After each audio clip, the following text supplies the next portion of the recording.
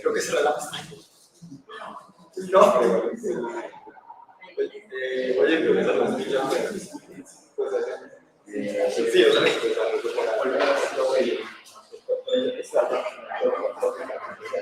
como que ni quieras lo que ya existe. Específicamente para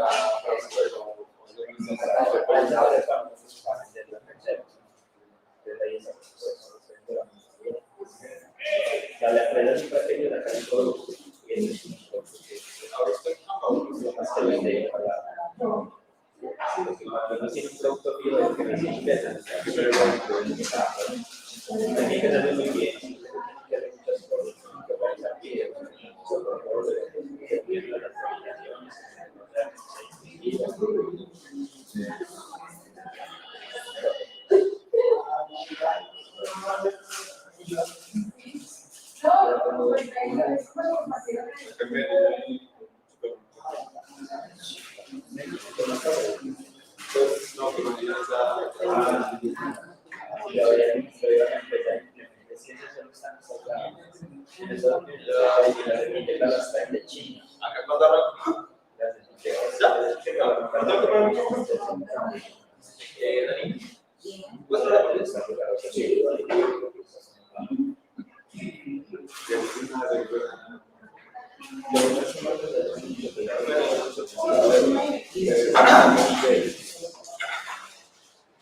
Bueno, después del sonido para hola.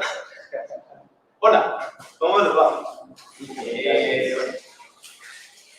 Para arrancar esto, lo que les voy a presentar es básicamente una implementación chiquita de cómo utilizo la parte específica de la web. ¿Alguien aquí conoce web? ¿De qué? ¿Alguien acá conoce de la web? De tecnologías web. ¿Has usado alguna vez alguna de las APIs que tiene la web? ¿Alguna vez has usado alguna de las APIs que tiene la web? Sí. ¿Cómo cuál? Por ejemplo, el desarrollo de APIs, mis propias APIs. Ok, esa es una posibilidad, pero no se sabe, eso suena muy rápido. Sí. Listo, eso es netamente frontend. Ok. Esta implementación que les vamos a hacer es netamente frontend. ¿Y qué es lo que tiene? Realmente estas son bases de NPL. Natural, siempre se me olvida así, procesamiento de lenguaje natural, básicamente. ¿Qué es la Speech API? La Speech API en sí es un trocito chiquito que tiene la web. Esta primera parte es como la teoría, y luego les enseño el código. Primero, un pequeño overview. Las slides están en inglés, tranquilos, yo hablo en español. Y el concepto principal es esta manera de hacer pequeñas implementaciones de NPL. ¿En qué sentido? Pues básicamente la estructura que les voy a mostrar lo que me permite es ingresar comandos tipos para poder tener outputs a manera de un algo. ¿Este algo qué es? Lo que yo le mandé a hacer. La implementación que está acá es chiquita, es simplemente un par de animaciones y tal para mantenerlo simple. Pero pues yo podría hacer mucho más complejo. Podría meterle incluso que vaya a fecha un API con una query específica. Podría decirle como, oye, ve y, no sé, conéctate con este servidor y tráeme esos datos. Yo podría hacer todo eso con los comandos de voz. Pero para eso tengo que tener primero unos conceptos claros. Esos conceptos van muy de la mano con una estadística sencilla. Hay una pequeña cosa a tener en consideración cuando uno está utilizando este tipo de implementaciones, y es que usar la voz es más rápido que teclado. No sé si aquí son devs todos.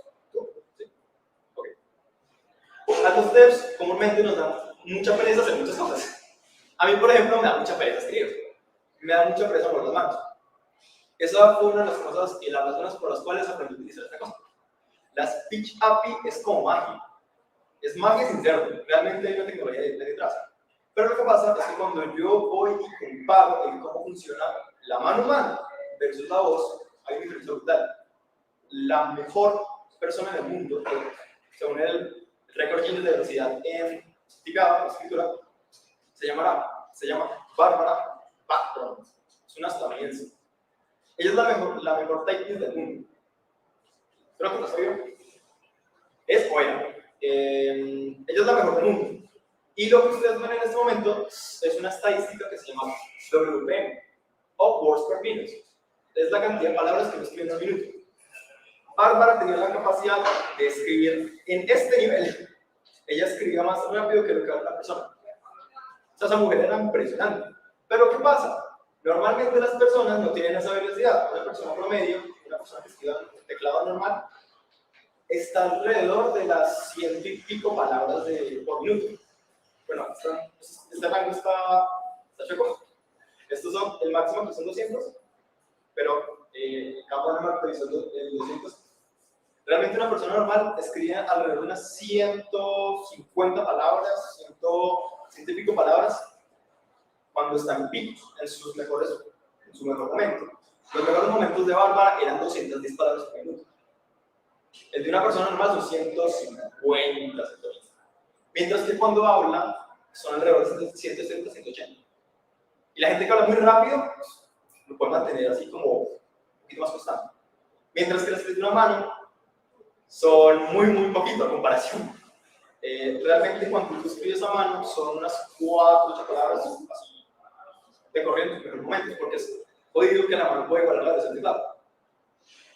Desde ese punto de vista, yo puedo decir, no, que es que yo quiero tener una legión de escritores, por ejemplo. ¿Qué pasa si mis escritores son mi mejor talento humano y no sé qué? No. Eso es falso. Por más que uno quiera hacerlo, no todo el mundo puede ser Bárbara. Bárbara de antemano, hay que tener unas consideraciones, ella escribe en Oracle.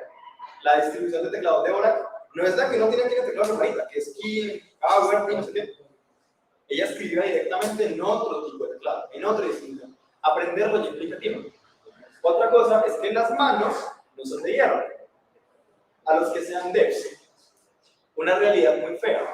A nosotros nos suele dar tendimientos por escribir tanto. A mí, de hecho, este brazo se me empezó hace no mucho, hace como 2 años. De ahí es toda esta investigación detrás. Y otra cosa es que escribir es muy cansado. Mientras que hablar es natural, escribir en un teclado no es algo que el humano lleva haciendo directamente desde el momento en el cual se le va a una prueba. Desde ese punto de vista, también es interesante tener eso en consideración. Entonces, ¿cómo funciona la estructura de este proyecto? Es fácil de entender. Solamente hay que seguir todos estos gráficos que se ven en la pantalla. Funciona a partir de 3 principios.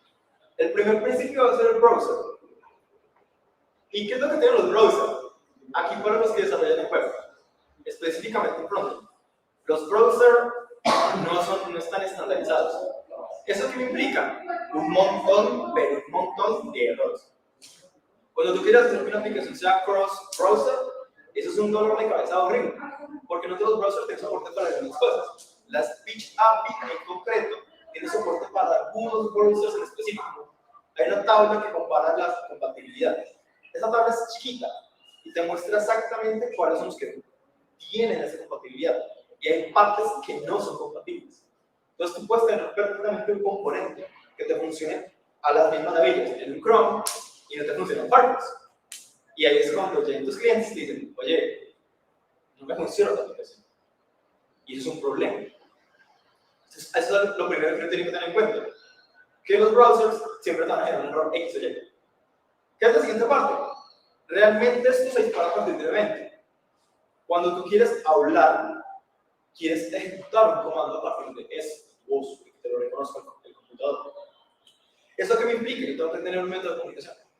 Como los browsers, cada uno tiene sus características y sus tags. El browser tiene muchas tags. Una tag es una que tiene muchos errorcitos chiquitos que están asociados a ellos. Me pasa que yo también tengo que poder manejar esos errores.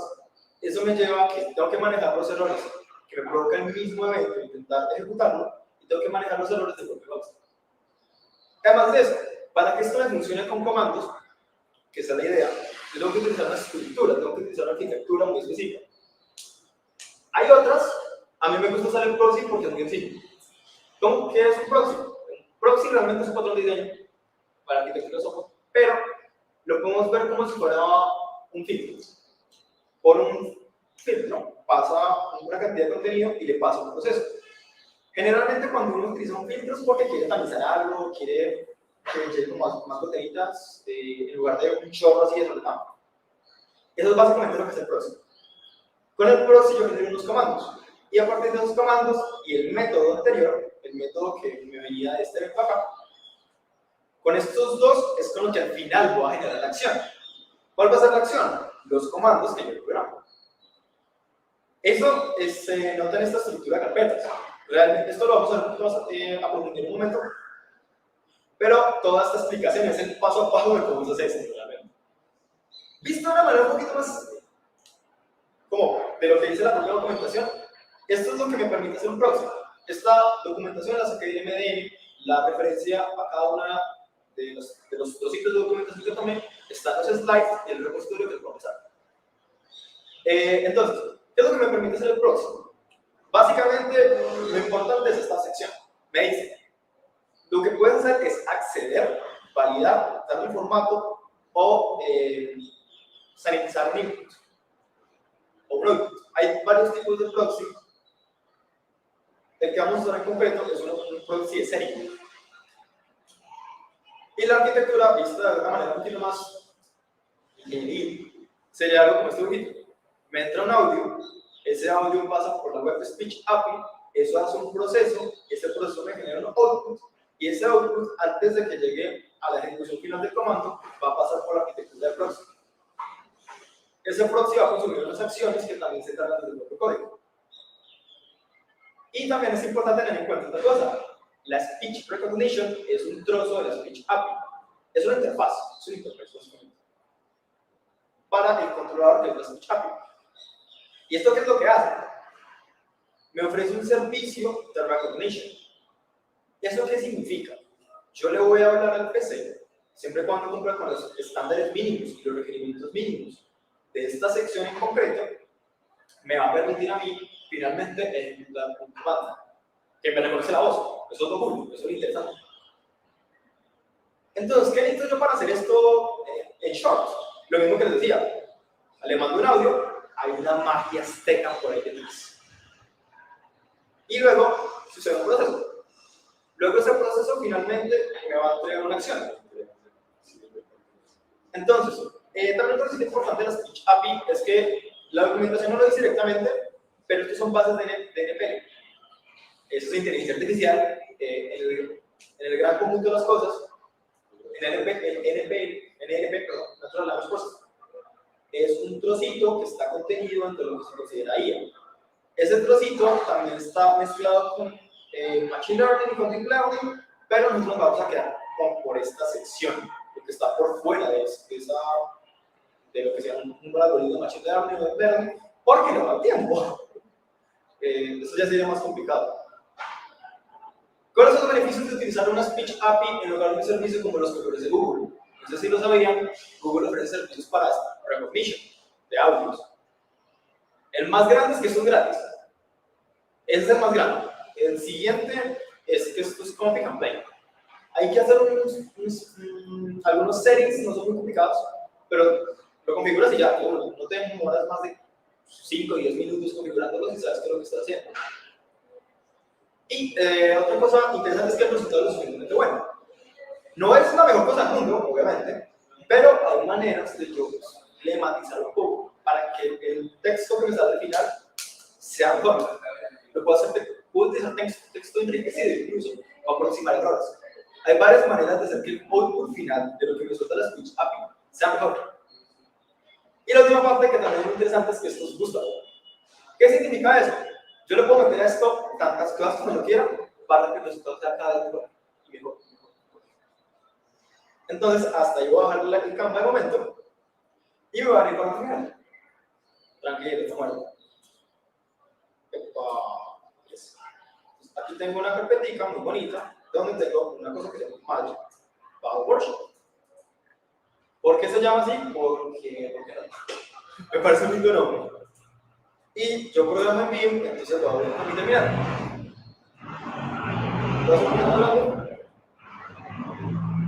Entonces, otra vez es la misma estructura de carpetas que les mostraba. Para las personas que tienen conocimiento en web, es lo mismo de toda la vida. Hay un CSC, que es la carpeta source, donde está la parte más importante del código, que es esta. Hay una carpeta de documentación, aquí están los slides, que también les voy a pasar el repositorio de esto. Hay unos assets y hay unos estilos. Listo. Esta carpeta de estilos la vamos a ignorar, la carpeta de assets también la vamos a ignorar, y los vamos a entrar en la carpeta de source. ¿Qué es lo que hay aquí? Lo mismo que les decía antes. Hay una carpeta en concreto que se encarga de los eventos, por todos los errores. Y aquí está la próxima. La más complicada de entender es la próxima. También las carpetas de utilidades son simplemente para tener temas puros y así. Y por último, aquí tengo la parte de Speech API. Entonces, en orden de dificultades, arranquemos por la parte de los errores. ¿Qué es lo que uno ve aquí? Es sencillo, esto es simplemente un manejo de errores muy básico. Lo que pasa es que cuando yo utilizo Chrome, utilizo Safari o utilizo Edge, esos son los tres navegadores que me ofrecen soporte para la Speech API. Nosotros lo vamos a ver en Chrome. Bueno, ya que lo estoy diciendo, pues ahora es en Chrome. Lamentablemente, hay otros navegadores que son open source, como, bueno, puede un poquito más abierto, como los Brave, que no tienen soporte completo para la Speech API. Ahí es algo extraño. Yo normalmente utilizaría Brave, pero con esta implementación en concreto, al final lo que tenemos es esta. Es una bola, literal es una bola. Y lo que hace lo interesante es que cuando yo le hago aquí ya me está pidiendo permiso para escucha. ¿Qué pasa? Yo seguí hablando, entonces claro, esto me va a coger un input raro o directamente no me coge. Yo podría configurarlo para que directamente coja voz. Pero aquí hay unos comandos que en este momento, no me acuerdo de todos, hay uno que se llama salta. Y comienza a hacer esta animación. Noten que el comando sale de lo que yo digo. Si le digo sigilo, se va. Realmente es una animación, es una simple animación, pero piensen en el potencial que puede tener esto. Si yo llego y le digo, oye, no sé, le mando dos comandos. Un primer comando que se asigna un API y un segundo comando que se asigna a un input que le vaya a mandar. Decirle, no sé, café y latte, que se conecte con el API de Starbucks y que me mande el latte. Eso es una posibilidad factible con este tipo de herramientas. Solo que esta cosa realmente está sencillo porque la idea es entender el concepto, más que hacer una implementación que los deslumbra. ¿Cómo se hace esto? Lo que les decía, primero está este manejo de errores. Yo tengo que cumplir al menos con usar uno de estos tres navegadores. De lo contrario, debería soltarme un error. Si no lo uso, se cae como, bueno, esto no funciona, esto no se ocupará. Y es simplemente eso, yo tengo que manejar ese error. Aquí lo que está haciendo esta función es simplemente mostrarme este texto que está acá arriba, que es un mensaje. ¿Qué es lo siguiente? La parte de los eventos. ¿Cómo funciona? Pues sencillo, hay un evento que se llama record. Eso se ve como si fuera mucho código, pero no es complicado. Y la implementación que está acá me permite hacerlo de dos maneras. El lenguaje por defecto que tiene el browser, en mi browser, es el español. Yo puedo hacerle una detección del lenguaje con una función sencilla que utilice el user engine. Esa es una sección que tienen los navegadores para yo traer cierta data. Este user engine es una función que viene desde acá. Perdón, la voz detector. Este detector del lenguaje es simplemente este típico de función. Me dice si el navegador incluye una sentencia. La sentencia que estoy buscando acá para detectar el lenguaje es si tiene el es. Ese es significa español. Si fuera inglés, me cogería en. Yo no podría configurar más idiomas, pero implicaría que mi proxy tenga más disponibilidad de comandos. Entonces es más complicado. Dependiendo del. ¿Y te puedes tener crudos o solo crudo? O sea, le puedes configurar es y o en, pero también es y en. Le podría configurar varios. Aquí la manera en que está sencilla. Pero le podría decir que esté en español, que esté en inglés y portugués. Y podría hacer una sección de settings, de configuraciones, para decirle que tengo 3 idiomas preferidos. Lo podría hacer muy gusto, aquí está sencillo. El otro por defecto que está es inglés. Y noten algo, aquí me dice Spanish Actions, acciones en español, o STEM Actions. Son 2 funciones. ¿Qué es lo que hace la primera y qué es lo que hace la segunda? Estas 2 funciones pueden perfectamente llamarse igual, pero le di un poquito como para hacer un poco más entendible. Este de Spanish Actions, vean que ya no es del próximo. Y lo que me está cargando aquí son las acciones. Porque el chiste es que cuando yo le doy el botón de acá, regreso. Sí, amo. Tenía que estar medio programador, disculpen. Bueno, otra cosita, esto es lo del cambio de tema. Para que esto me coja ese evento, yo le tengo que cargar una serie de acciones, que son las acciones del proxy, al momento de generarlo todo. Realmente, cuando uno está haciendo frontend, al final del día, todo se orquesta desde un mismo archivo. ¿Cuál es este archivo? Típicamente es el main.js. En este main.js, lo que carga todo el proceso es la función de transcripción. Cuando quiero poner un texto. Cuando quiero cargar los comandos, es la record. Estas 2 funciones de acá, esta de aquí y esta de acá, luego se las uno por charge para agregarle más funcionalidades. Pero a la larga, si sigo viendo los eventos, la parte del record que es esta, yo simplemente le asigno le extiendo estas 2 funcionalidades a las acciones, que vienen cambian las funcionalidades en español, porque las estoy en inglés, y luego le digo, oiga, yo necesito hacer un proxy, y a ese proxy le tengo que mandar las acciones. Entonces, al final lo que hago aquí es que primero detecto el idioma para definir qué acciones voy a cargar, luego las cargo y genero un proxy. Este manager constructor lo que hace es generar ese proxy. Si lo miro, aquí ya estoy entrando más a la parte del proxy. Acá. En esta sección ya simplemente estoy haciendo un grafo que me genera cualquier proxy. ¿Por qué de esta manera? ¿Por qué no llego y lo hago todo de una? Porque esto es más saber. Yo puedo llegar y cambiar esa opción. Entonces puedo alterar la manera en la que genero el proxy. Ahí se puede ver para el caso como un poquito sobre ingeniería. Pero no, realmente lo que busca es hacer los componentes más alterables, más mutables. Acá. Aquí. Ya lo único que hago es simplemente determinar si tengo un método que me permita grabar o no. Esto se determina de una manera muy sencilla. Acá. Cuando le digo que me identifique cuál va a ser el método de grabado, ese método de grabado otra vez depende del navegador que tenga.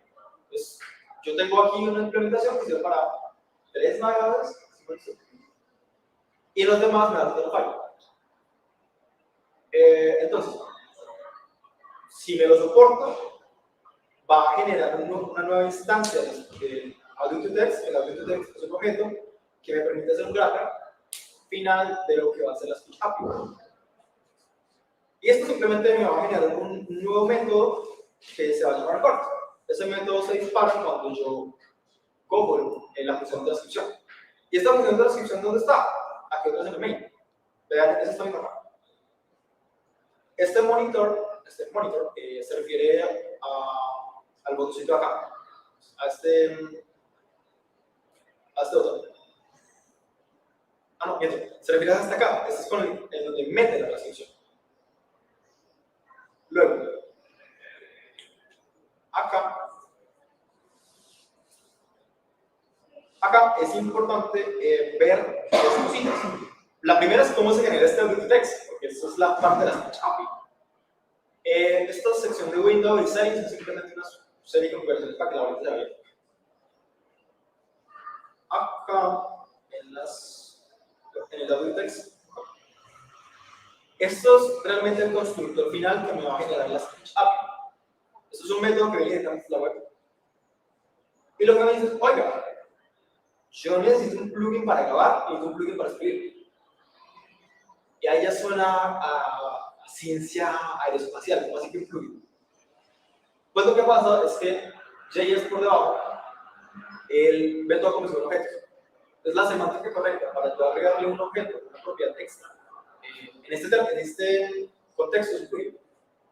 Estos plugins también se tienen que generar de antes, para que cuando la speech API los coja, tenga la manera de identificarlos.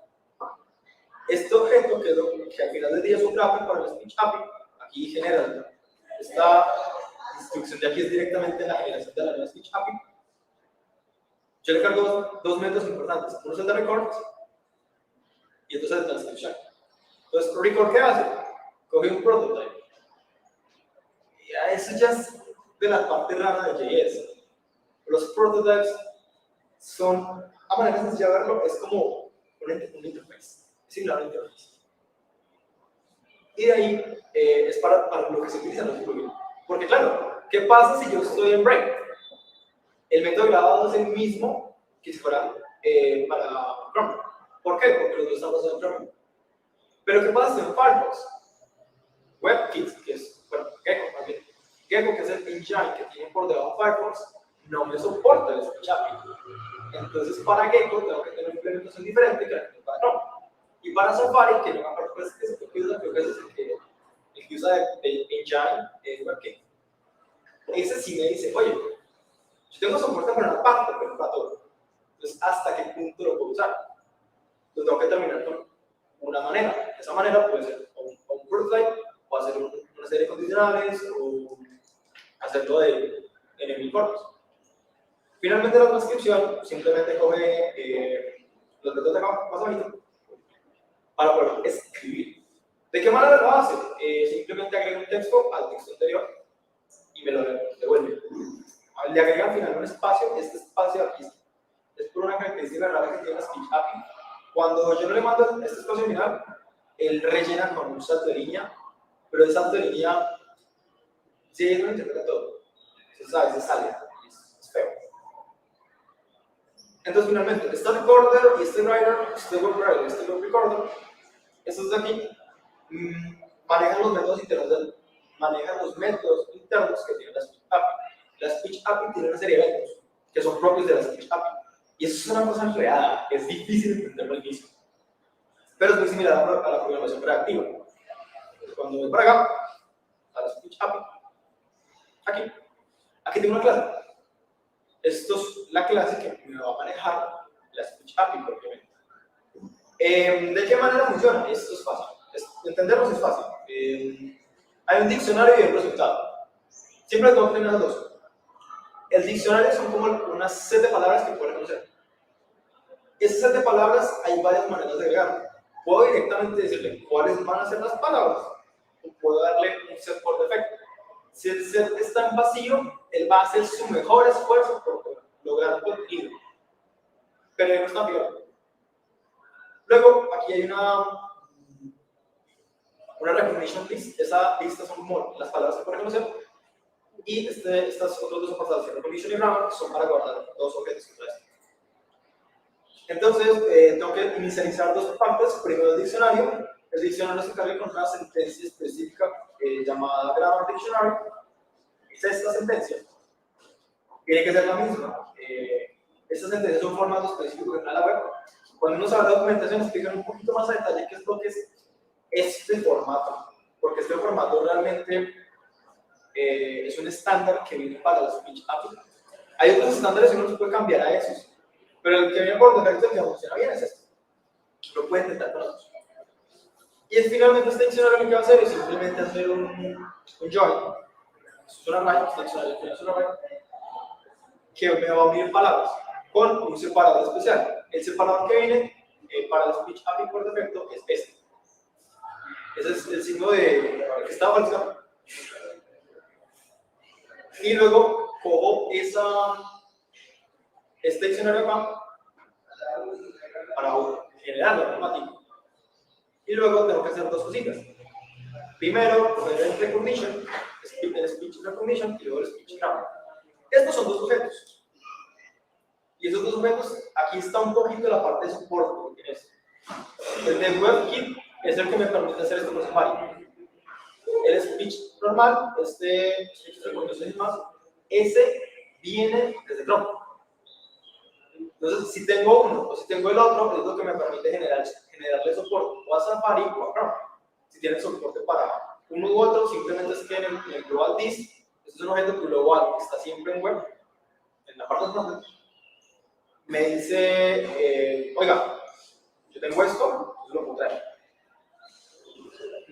Luego, con el recognition list se genera una gramática, eso es un objeto, y ese objeto tiene una propiedad especial, una función que se llama add from string.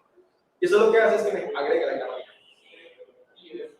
Luego, con esa gramática, genero un nuevo speech recognition y le puedo tener un par de cositas. ¿Qué son ese par de cositas? Primero, este es un intervalo que me dice como en qué momento, si quiero que en algún punto me bote resultados entre palabras. O sea, cuando uno habla, yo puedo decir hola. Hay una diferencia muy grande entre hola con H y hola sin H. Es una diferencia brutal, porque unas son horas del mar y el otro es el hola de hola. Esto lo que hace es que me permite identificar este tipo de casos. Luego, el número máximo de alternativas, lo que me dice es, yo entendí que era hola con H. Entonces voy a dejar solamente eso. Si yo aumento este número de alternativas, él lo que va a hacer es que me va a dar un output de posibilidades. Ese output de posibilidades es que sea un poquito más, ¿cómo lo explicaría? Un poquito más tedioso de leer, porque entonces tengo que depurar el output de posibilidades. Y esta parte de continuous es para que el micrófono se esté grabando o no. Aquí está desactivado porque la idea es que todo el proceso se dispara a partir de un clic. Cuando lo suelte, haga release y ya deje de grabar. Esta es una parte muy bonita, es que desde la window, desde el objeto que se llama manager, hay un lenguaje por defecto. Ese lenguaje por defecto, yo puedo llegar y modificarlo. Ponerle español de Colombia, español de Quebec por defecto, o a veces no está seteado. Cuando no está seteado, es bueno dejarle un valor por default. El default de aquí es español de Colombia. Luego, aquí hay un par de métodos, estos son los métodos que les comentaba que son propios de la Speech API. Uno es el start. El start es cuando yo doy clic. Cuando yo vengo acá y le digo clic, que comienza a salir un botoncito rojo acá, ese es el evento start. El evento de unresolved es el que me genera finalmente una transcripción. Y los otros dos eventos que existen, uno es el de manejo de errores, cuando hay un error y la speech no lo reconoce, y se los puedo mostrar acá. Es fácil de entender. Simplemente pasa que a veces, como por ejemplo con break, hay errores propios de la speech. Entonces, si yo vengo acá, abro la consola, miro mi consola e intento hablarle, él me va a decir que intentaba, pero de todos modos me suelta un error que me dice speech recognition error. No sé si se alcanza a ver. Este es uno de los errores más típicos que pasan cuando hay dificultades de la propia speech, que me resulta un error extraño. Eso es muy complicado de lograr. Y esto pasa cuando hay problemas por tabla de compatibilidad. La tabla de compatibilidad es esta.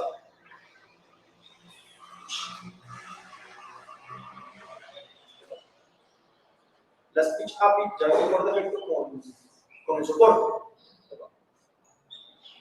Y ese soporte es el que me muestra acá.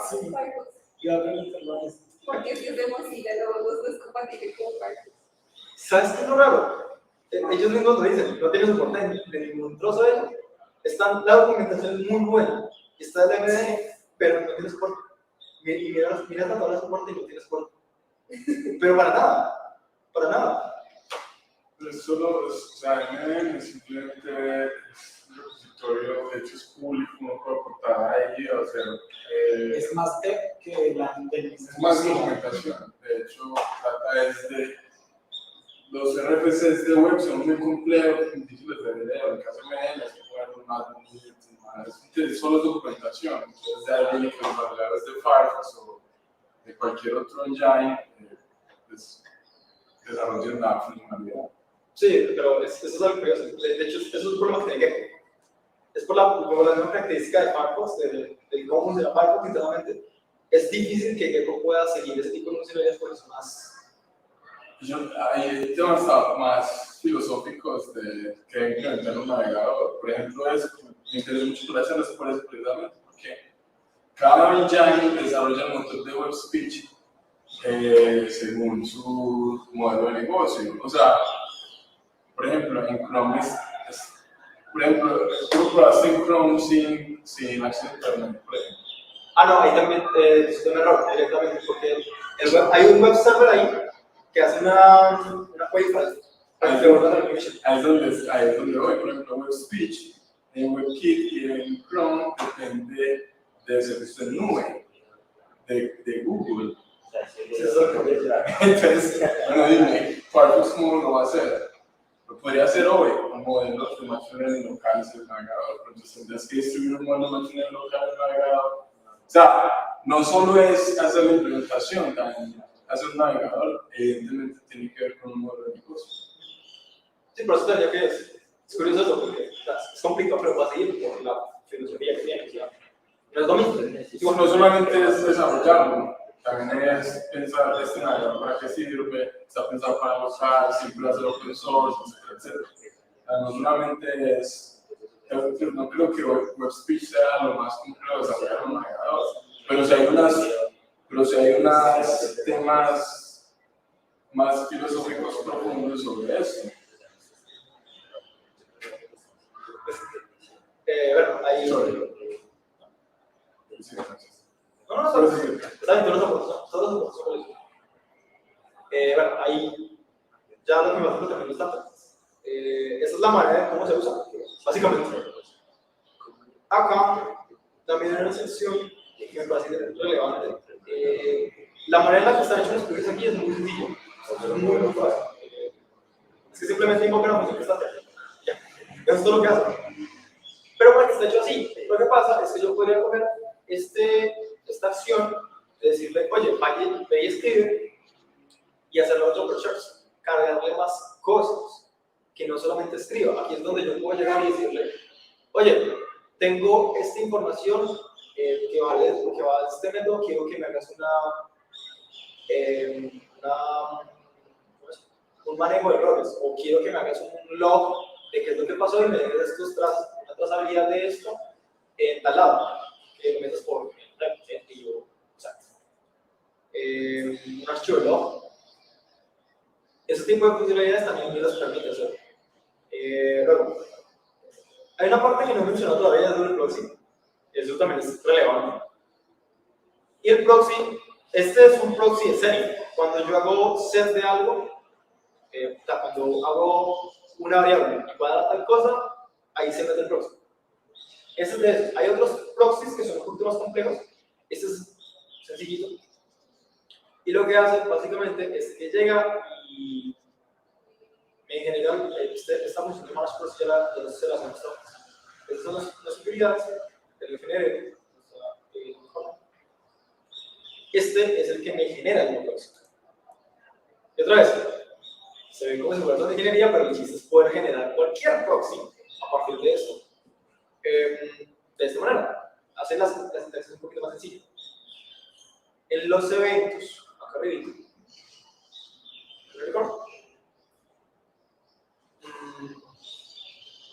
en esta sección de la transcripción, es donde él llega y me carga en el proxy la transcripción. Ahí esta acción es esencialmente meter un texto. Y en ese texto lo que hace es que busca unas palabras.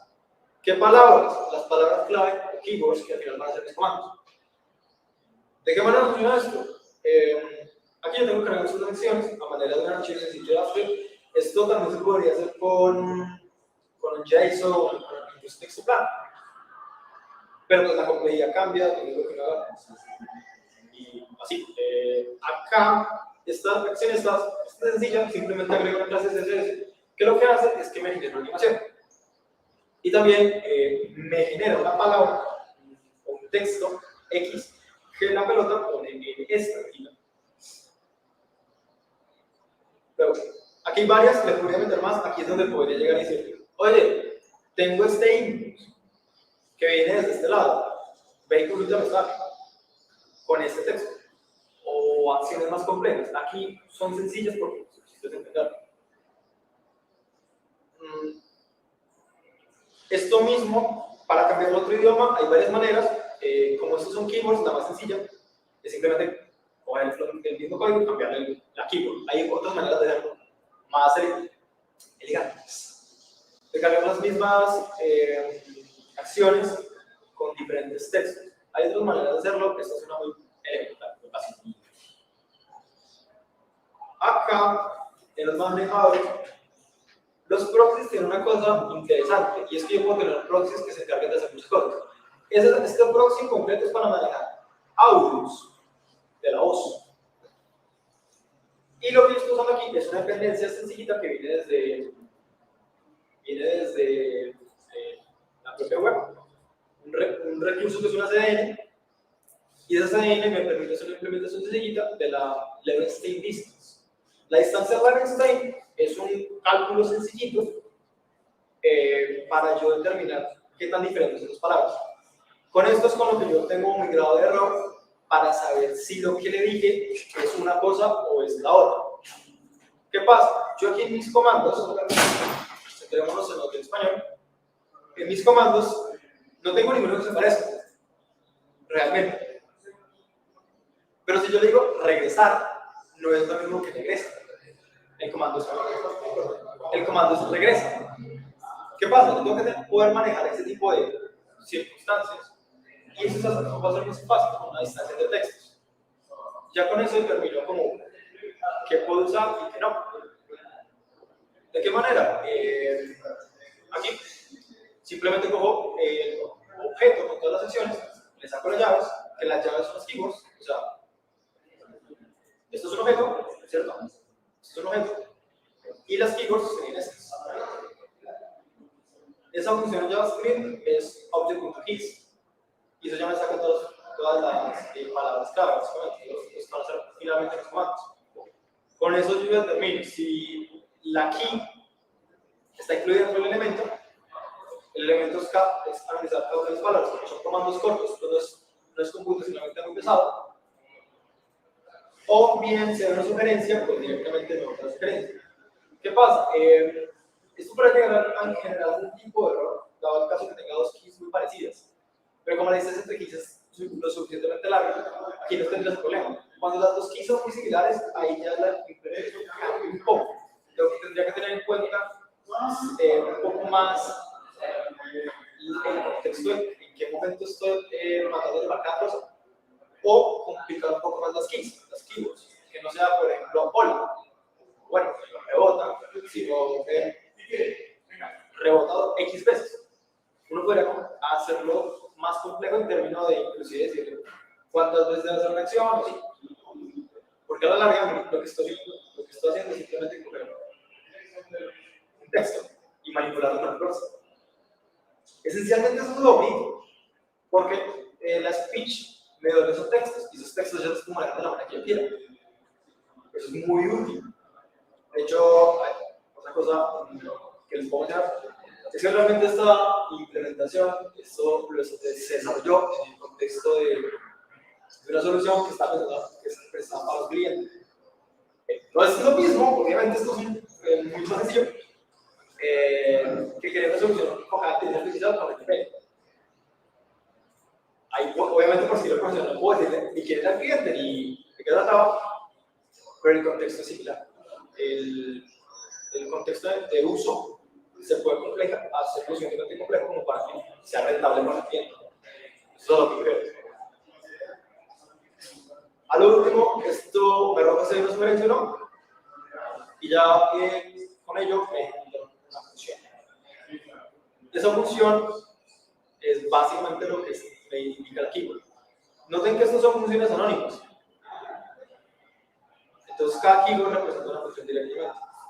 Si yo invoco la keyword, de esta manera, tengo un objeto, tengo la keyword, la puedo directamente invocar con el valor. Aquí yo le podría mandar cualquier cosa en este value, por ejemplo, un texto o no sé, un número. ¿Y y que con eso directamente la función. Ok, voy a comparar. Hasta ahí, eso ya cubre la mayor parte de esto. Me queda mencionar dos cositas interesantes. La primera del tema, esto ya es un extra. No sé si lo sabían, la manera de hacer temas de color, la preferencia de color, para un frontend, hay dos maneras de hacerlo. De manera nativa, con un atributo HTML que se llama setAttributes, con un data. Solo descubrí mientras estaba en el taller, no me parece interesante. Con esto es que lo que yo puedo hacer es que el browser me coja el color así rápido, como, o sea, lo ejecuto más rápido y por defecto. Entonces es un tema nativo que se puede cargar también desde los componentes del sistema. Es algo interesante, es una parte extra. Y ya, esto, lo otro que me queda por mencionarles es esto de la función de soporte. Al inicio les decía, hay varios navegadores que tienen soporte y hay varios que no. ¿Cuáles son los que sí tienen soporte? Estos tres de aquí, los que están marcados como API. Los que dicen non-support son esas keywords de acá, son las siglas de los navegadores que no tienen soporte. ¿Cuáles son? Opera, este es el primero. Este es Microsoft Explorer. Opera tiene dos, un poco extraño, pero dos. El Navigator es un objeto que trae el browser. Tiene esta propiedad que se llama browser. ¿Cómo raro? Así se llama. Es el browser que tiene ese nombre. Y dependiendo cuál es con el que venga, me permite el soporte o no. Nosotros no soportamos Firefox, pues ya últimamente estos tres que son los que ya, con esto simplemente siento como cuál es el que estoy usando en el momento con esta propiedad Navigator que estoy usando. Aquí regreso un momento en cámara.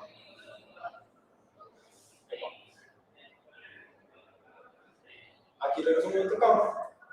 Para, ese es el link del proyecto, es un QR, si lo quieres ver. Y ya tenemos los errores. No me quedó clara la función de Instant, es nativa de JavaScript. La función de Instant Get, esta función de librería. ¿La lees? Sí, la Instant Get. Ya. Esa viene de una librería, es una CDN que simplemente importa en Linux.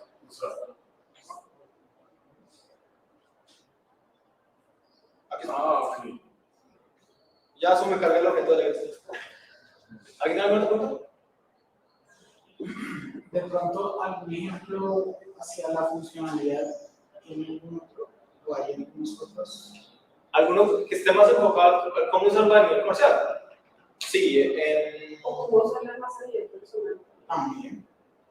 Es que estaba pensando que, por ejemplo, es como volverla para un task automatizado, como darle el comando de cree la siguiente task. ¿Qué task? Darle el task. esa, por ejemplo, puede ser interesante. Yo aquí tengo otro taller. Este no lo tengo terminado, pero este es un poquito más paso a paso. Es sobre el mismo tema, pero es un poquito más paso a paso. Que explica como primero cómo hacer los proxies, luego cómo ir por la parte de las pitch. Y en la documentación también puedes encontrar más ejemplos. Solo que los ejemplos de la documentación están un poquito como teóricos. Pero a efectos prácticos, si tú lo que quieres hacer es usar los pitch APIs, aquí encuentras acá encuentras un ejemplo. Lo usan la red pitch. Aquí está un ejemplo un poquito, bastante más paso a paso. Y ahí te dice cómo usar. Y hay un ejemplito por aquí que es con colores, si no recuerdo. Creo que este es Y ahí te explica como por trocitos, como el código así, más desmenuzadito. Sino que en la explicación ya del workshop, la arquitectura es más compleja, porque la idea es poder reemplazar las partes rápido, on demand. ¿Sí? ¿De ahí alguien tiene alguna pregunta?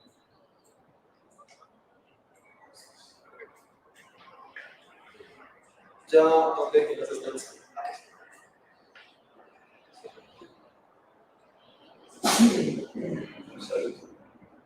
Y ya, eso es todo lo que tenía por mostrarles. Gracias. Bueno, si quieren cualquier pregunta, lo que sea, es en mi Telegram. Abierto a preguntas. Críticas constructivas, por favor, las constructivas, gracias. Y nada, eso es todo. Otros recursos que si les interesa el tema, el que les decía, yo tengo otro repositorio en el que se explica un poquito más paso a paso, pero es un taller que todavía no está terminado. Otros que les pueden servir la propia documentación del MDN, y hay un, si mal no recuerdo, también hay otra de Web3 School, que puede ser interesante si les gusta ese tipo de implementaciones. Ya es todo. Gracias por venir.